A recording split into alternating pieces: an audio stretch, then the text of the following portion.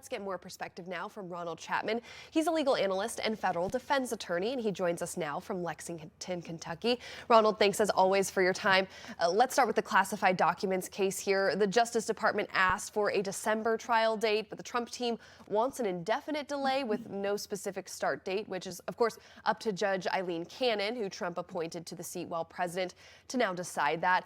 What do you see happening here?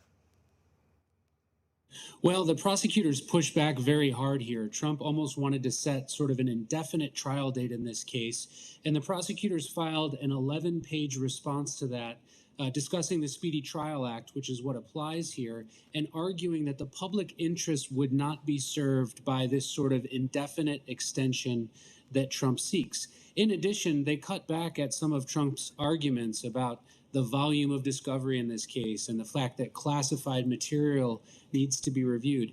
In the end, I think Trump will be able to get some delays, but it won't happen with this motion. I think the judge will set an earlier trial date, and Trump will have to find reasons to kick that down the road later on in order to meet his aims of pushing this past the election. And when this first broke, many experts agreed the special counsel's case did seem pretty strong against the former president. All of the photos and the evidence that, the American public could see. Has anything caught your attention since then or given you a different perspective on what Trump's defense might be at this point? No, I think it's still really a strong case for the prosecution here. Trump's only claim, especially given the audio that has been introduced or will be introduced at trial, his biggest claim has been this supposed declassification defense, that he had the ability to declassify even though he didn't expressly do it. He can't be charged for this because it was declassified. Listen, I think this defense doesn't work, and this case lives or dies at jury selection. I think the best thing Trump would be able to do is, with that South Florida jury, getting a few sympathizers who may never convict him even if the evidence was so strong. And that's what we call in the legal field a jury nullification defense. Despite the fact that there's evidence of a crime, the jury simply won't convict. Now, jury nullification defenses aren't technically allowed in federal courts, but there's ways that attorneys can argue for them even if they can't explicitly say they want a jury nullification defense. Interesting point there. And yes, certainly going to see how that all unfolds and if it unfolds before the election or gets pushed. Shifting to Georgia, and speaking of elections, Trump's lawyers are looking to challenge the Fulton County, Georgia investigation into efforts to overturn the 2020 election. Do those challenges have any chance at succeeding?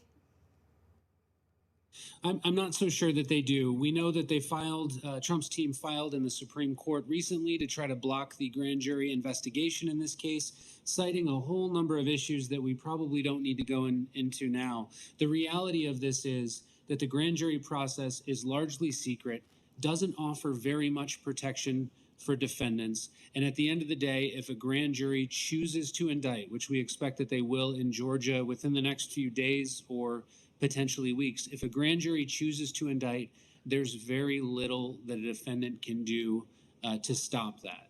They don't need a majority, and it appears that the grand jury will come back, and Trump may face that third case down in Georgia. And the Fulton County investigation has so many key players involved. As a defense attorney, who in Trump's orbit would you be concerned about potentially flipping on him? Well, we've heard some reports that Rudy Giuliani may be talking. We've heard some reports that Kushner may be talking. I think he was likely talking to the federal government. We do have that recording of the phone call between Trump and some other Republican officials that seem to be very problematic.